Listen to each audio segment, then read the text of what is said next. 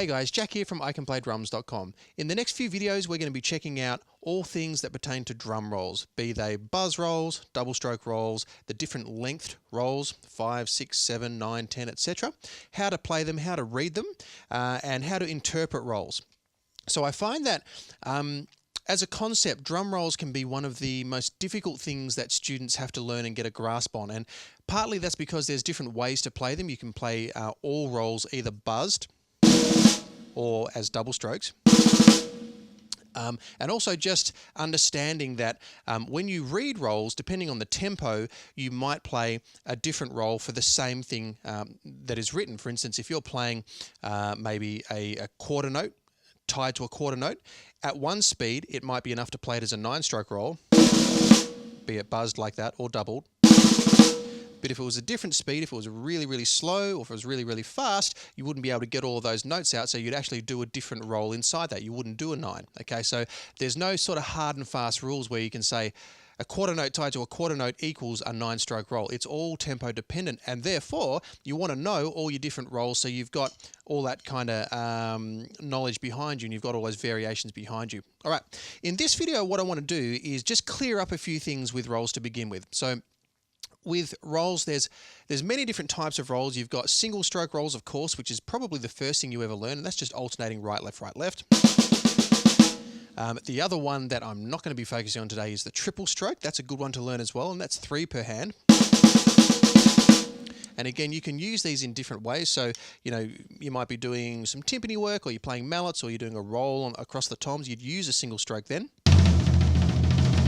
A single stroke is a really articulate roll, and an application, for instance, of the 3-stroke roll might just be playing triples on the ride, which is a really important technique to learn how to do. But I'm going to focus on 2 of the most common rolls, and that is the double stroke roll and the buzz roll, and they are not the same thing. And I think we need to clarify that right from the start, because a lot of people sort of have this not quite one, not quite the other roll, where it's not a clean double, it's not like a military sounding double, and their buzz roll is not particularly good either, and all of them sort of end up being the same thing. So we need to distinguish what each of them are. So a double stroke roll is always 2 strokes per hand, and without getting too complex in how you execute it at different tempos, I'll just play from slow to fast to slow again.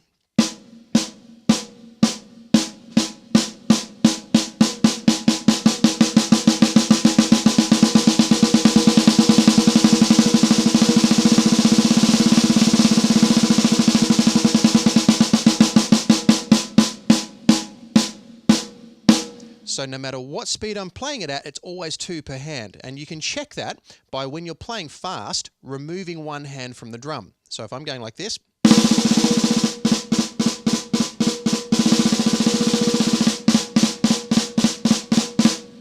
right, even at the faster tempo, it should only be 2 strokes.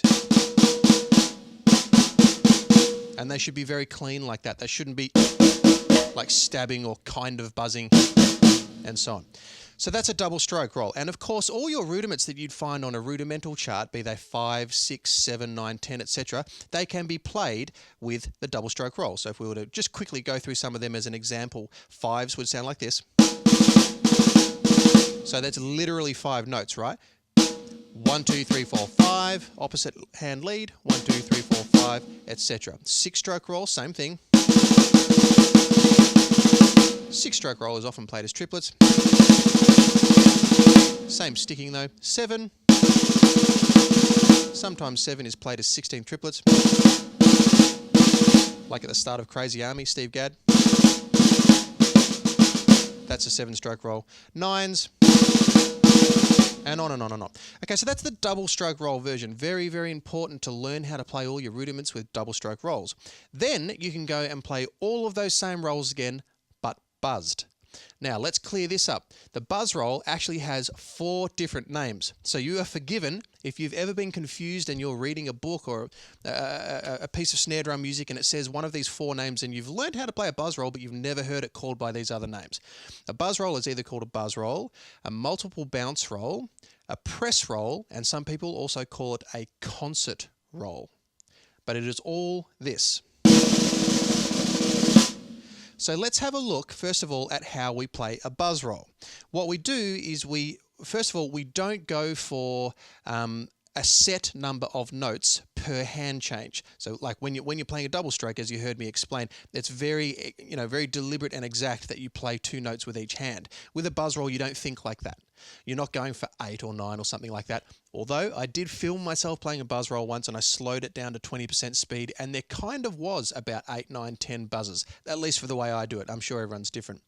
But nonetheless, what we're trying to do is go for a sound rather than a number of notes. And so what you do is you squeeze the stick inside the fulcrum, which for me, the way I hold the stick is between the flat of the thumb, and I'm going to squeeze between the front 2 fingers, that being the index finger and the middle finger.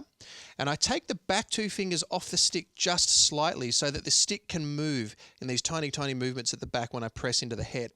So I don't stick them out like that. When I teach a lot of beginners a buzz roll, I say, take the back 2 fingers off the stick, and they go like that, and all of a sudden you got strain on the tendons there and you're going to hurt yourself over time or whatnot. Just take them off the stick a little bit. So you play your regular notes like that with the fingers on the stick, buzz roll, take them off the stick. All right, with the camera up above there, normal notes, buzz notes. Okay, you don't really need to change the grip a whole lot. All right, and that'll mean that you can go in and out of buzz notes and regular notes without having to change your technique a lot. So a good exercise, for instance, is to play 4 and 4. Left hand lead.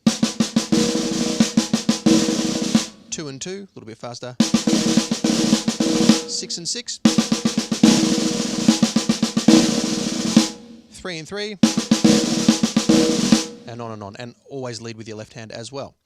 But first of all, let's talk about getting the buzzed sound. What you want is to squeeze the stick into the head with the front 3, as I just explained, and you want the longest buzz that you can get.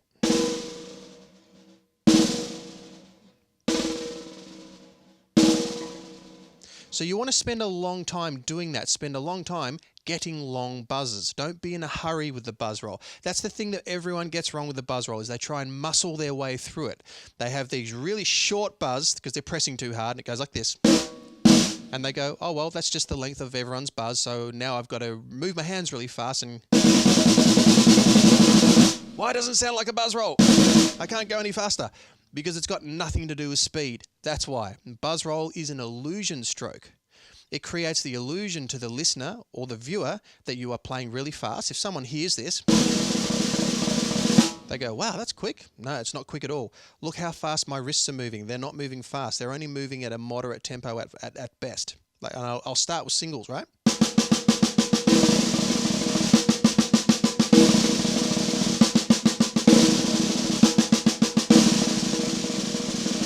You can maybe go a bit quicker, but it gets to this point where, if this is a bell curve, you get to sort of the best speed is round about here, and if you go too fast, it's actually detrimental to the sound of the roll, which of course you don't want. All right, so it's not a speed thing; it's a length of buzz thing. So once you can buzz with both hands, and one hand is going to suck, and for most people it'll be your left hand because most people are right-handed. I'm actually left-handed and left-footed, so my right hand was the one that took a long time to develop. Once you can do that with both hands, the trick to the buzz roll is it overlaps, and that's what gives it the seamless zh sound, okay? Instead of going zh, zh, zh, zh, zh, like this, you start the next one before the previous one has finished. And that overlap, instead of them being separated, that overlap like that is what joins the whole thing together.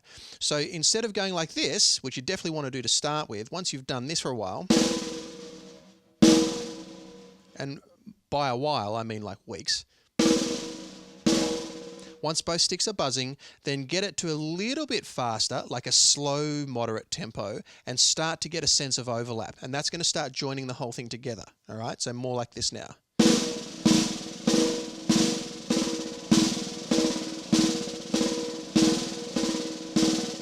And do that for a long time, like sit there and do it for 5 or 10 minutes. Okay, with a metronome, make sure that the hand change itself is even, right, left, but you simply happen to be buzzing now, all right, instead of just clean notes. All right, once you can do that, you can see even at that kind of slower tempo, there was a sense of overlap. I wasn't going, there wasn't this gap of silence in between. Even if it's a small gap, it's not going to sound good. Then eventually you want to speed it up a little bit from there.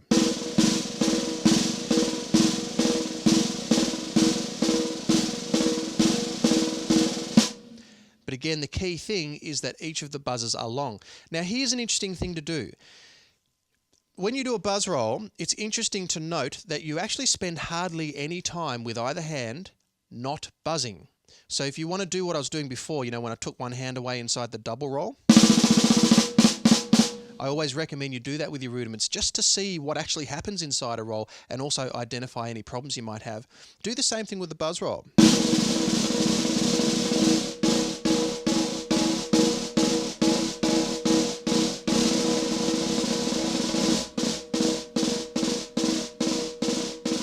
Right, there's very little time that you're actually nothing. It doesn't work that way. It's as soon as you've finished, you're back in again, okay? And I think that is what helps get the length to the buzz.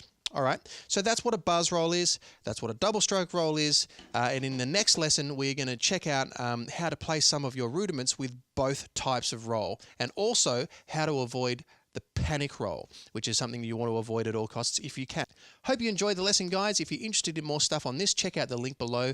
We did a whole package on this some years ago entitled Clean Up Your Drum Rolls. And if you want a full course on how to develop your rolls with very specific exercises and routines, check the link below.